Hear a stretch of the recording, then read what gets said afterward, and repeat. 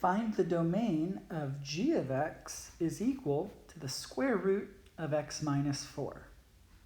Remember, when we're looking to find the domains of functions, there's two things we have to worry about. A denominator equaling 0 and taking the square root of a negative number.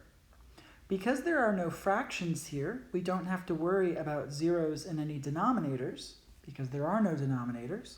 So what we need to make sure is that we're not taking the square root of a negative quantity. Here, x minus 4 is inside the square root symbol. So what that means is that x minus 4 has to be greater than or equal to 0. This is because whenever we're taking the square root of something, the radicand needs to be greater than or equal to 0. Once we've set up this inequality, we can solve for x, and that will tell us what the domain is.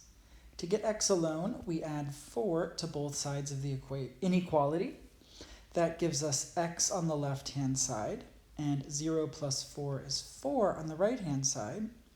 So our restriction on the domain is that x has to be greater than or equal to 4, and we can say that the domain is the set of numbers x such that x is greater than or equal to 4.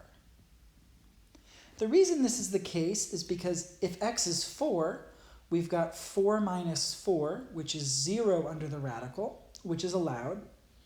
And if x is larger than 4, then x minus 4 is going to be positive, which is allowed.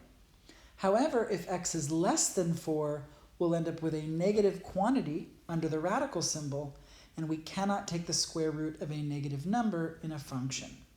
So this ends up being our domain, the set of numbers x, such that x is greater than or equal to 4.